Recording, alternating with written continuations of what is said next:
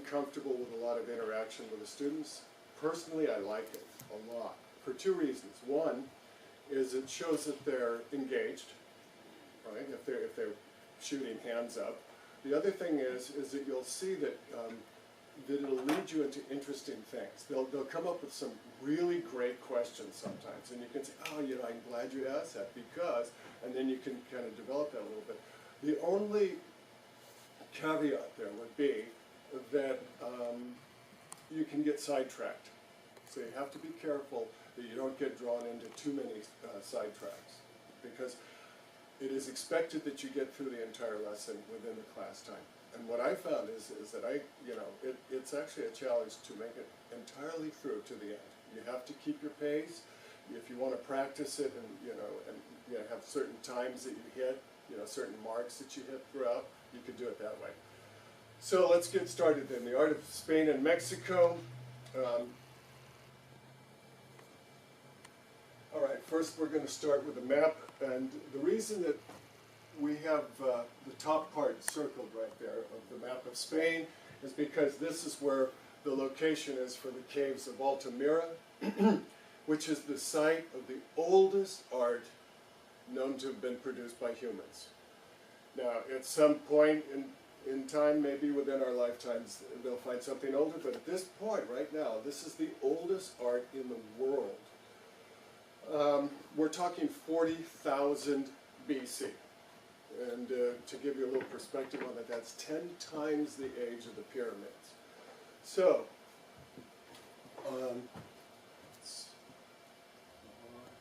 this is, oh wait, I'd like to back up for a second here. What we're going to be looking at, of course, is this first. Also, though, look at, this is Madrid in the center of Spain. This is the capital. Keep that in mind, because if you were an artist in this Spanish art period, you would want, a lot of your work would be here in Madrid. Can anyone guess why? What is in Madrid, the capital? Specifically, yes. The king. The king, right. And the king has a lot of money, right? And money buys art. Artists want to go to where the money is, and so Madrid. And if you couldn't get on in Madrid, Toledo, pretty good second spot right there. Cordoba, Granada, those are the main areas. Now, what you're looking at here is the opening to the cave at Altamira. The story has it that some boys were playing with a ball. They kicked it, it went down a hole. Their dog went after it, and he was down there for a while. The kids then went in and found these caves, told their parents about it, and then they went back and began to look. Here we go, interior Altamira. Now, this is an example of the cave art at Altamira. You'll notice that virtually the entire thing is animals.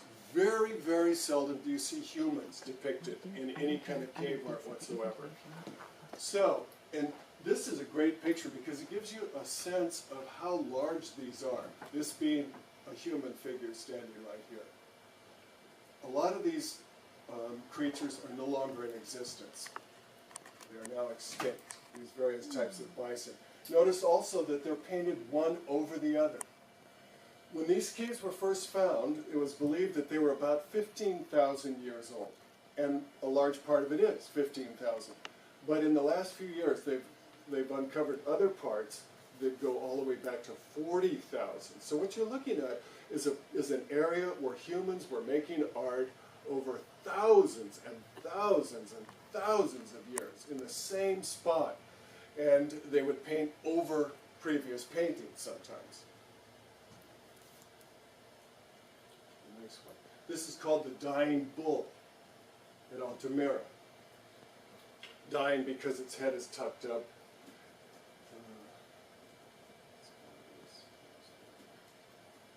Okay. This right here is really interesting. Keep in mind that this is many, many thousands of years before any kind of written language, right? So what you have here are handprints that are near the artwork. Significant perhaps because it's a type of signature. That's the theory. And again, because we're dealing with something that is long before the written word, a lot of this is guesswork. It's conjecture and educated guesswork. These handprints, they were produced the same way as the art was, and that is often using first a charcoal outline. If we go back to this one right here, you can see that this bull was outlined in charcoal and filled in with natural earth pigments, right? So, one of the things that was discovered by a French archaeologist is technique, the way it was done. They didn't use brushes. What they used instead was, what they would do is they would take the pigments after the outline was drawn on the wall. And by the way, what they would often look for on the wall are natural shapes that they could then enhance to make the figures, you know? In the same way that you look at clouds and see animal shapes. They would look at the walls and see shapes in the torchlight and then enhance that. And this, by the way, is one of those areas. So they do the charcoal outline. Then, instead of using brushes to get the colors in, they would chew the pigments up with a little bit of animal fat, a little bit of water, and then spit it onto the wall. And they got very good at it by pursing their lips and this kind of a thing. Then some began to use, this is again conjecture, but they began to use animal bones hollowed out like straws and blow it up onto the wall that way. And that's why you get that very soft, sort of airbrush kind of a look to it, right? Any questions, comments so far?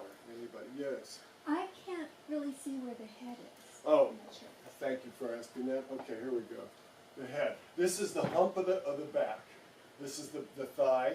And if you follow, this is the massive neck that comes around. Then you've got a horn, the head curled in right there. You know, between the shoulders, they have that massive hump. Then they have the powerful neck that curves down like this. And then the head kind of curled up into its body in a dying kind of posture, almost a fetal position with the horns here. This is going back to the handprints now. These, it was assumed for many years that these were the men who painted the cave art. It's been recently discovered that these are female handprints. And so the assumption is that the artists were most likely women, which really changes the theories of why these were painted.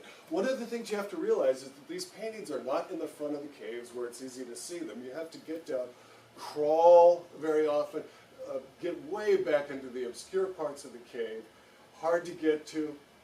These would have been done with torchlight. So the question then is, why? What was the purpose? It was not purely decorative, that's for sure, because if that were the case, you would want it in an easy-to-see area. But instead, these were in hard-to-see areas. So that one of the theories is that it was a hunting cult, an initiation cult, those kinds of things. We may never know. So any theories on that one? Anybody? Yes? Could it be kind of religious or that type of thing? In a sense, religious, in that these early religions were nature religions. So yeah, in a sense, yes. And of course, these people, by the way, were hunter-gatherers. Does anyone, you all know what that is, a hunter-gatherer? Okay, in case you don't, let me remind you, it is when people, they don't plant crops, okay? They don't have domesticated animals, cows, pigs, things like that. Chickens. Instead, they go out and they hunt for everything, and then they just gather berries, anything that they can find that's edible, and that's how their lives are led, which is how life was done during the time of these cave paintings.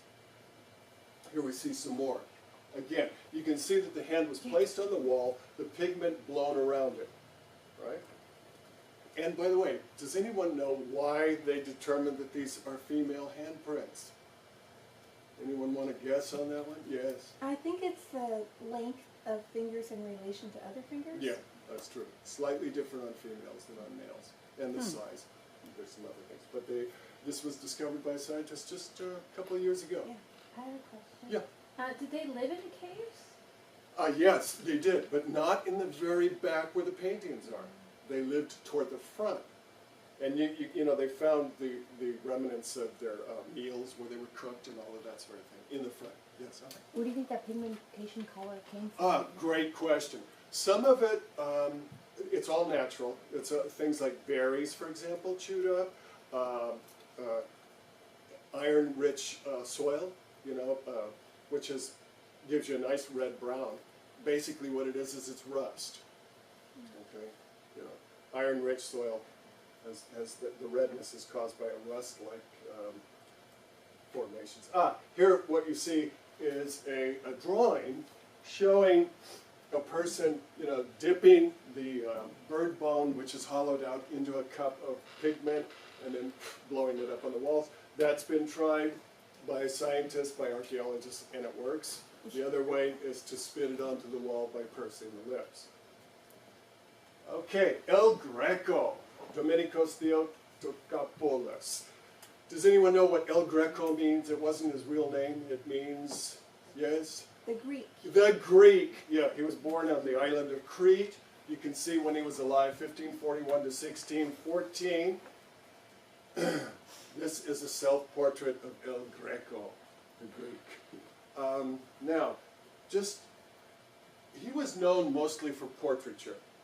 Anyone know what that means? Portraits? Yes? Just painting of the person's face Exactly. and body. Painting of the person's face. Now, this, you have to remember, this is, you know, long, many hundreds of years before the camera was invented. So if you were a person who had money and you wanted your likeness captured, the only way to do it was to hire a good artist. The more money you have, the better artist you can hire. This is a self-portrait, a picture of himself. Can anyone guess, okay, if you're doing a self-portrait, how would you do that? Any ideas? How would you do a self? First of all, has anyone ever tried it? Yeah. I have. A mirror. A mirror, But- exactly. I've had to try it, I've done it. It's And not it's pretty. constant looking in a mirror, draw, you know, look, draw, back and forth. And that's the way it's done. Notice one thing about his dress, the way he is dressed. What is this around him here? Animal fur, right? So is this, why do you suppose, obviously this would be a very expensive way of dressing. So why do you suppose he's doing this? Why would he show himself in his best? Yes? To show his wealth. Yeah, exactly. It's a way of bragging. Okay. You notice the collar, this ruffled collar here. During this time period, the bigger the collar, the richer you were. The king had a huge one. Part of the idea was this, was that it kept you from being able to move your head very well, and that was a sign that you had a lot of money. You had servants and things that could do things for you. Notice he's extremely pale. That back then, if you didn't want to ever go out in the sun because that meant you were doing work, and if you were rich, you were supposed to have servants do that for you. Yes. And he's older and established because as you get older, your ears get. Yeah. This is exactly. His ears. Yeah, this is not a young man, obviously. So it's thought to be a self-portrait. Now, this is his most famous work. It's called The Burial of Count Orgaz, and here what you have is the dead Count Orgaz down here, and he's being held by the Pope, and then you've got, this by the way is El Greco's little son down here, looking at you right there. And artists all through history have liked to put themselves in these big portrait groups. You know, sometimes they'll have themselves on the side somewhere, or their kids, but anyway, this is El Greco's son. And supposedly saints came down and took Count Orgaz, this rich guy, up into heaven. Keep in mind, of course, that religion was extremely powerful at this time, especially in Spain and Italy, where the Catholic Church was the most powerful of all institutions. So, this is, does anyone know who this is? This guy with a, yes. Is that St. Francis? Yeah, that's St. Francis. And you can tell because he's wearing things that only a poor person would wear, and he was known for that. He gave up all of his wealth these people are. Now, the cool thing about this is all these portraits of here. These are all important people in Spain at the time. Rich people. He wanted to work for the king. So he went to Madrid and showed the king his work. The king didn't like it enough, so then he went back to Toledo and made a good living there. But you know, he couldn't get to the highest plateau at that time, which was to have the king as your patron. If you could do that, then you had it made. That's what all artists wanted, was to get the king to buy their stuff. Okay. By the way, this is a gigantic painting. It's 15 feet tall. So to give you some idea, the ceilings here are about, what, 9? 8. Yeah, 8, whatever, but 15 feet. It's a huge painting. Okay, this is The Crucifixion of Jesus by El Greco. A couple interesting things about this I want you to look at here is the way he uses color. These are very unusual colors, this sort of poison.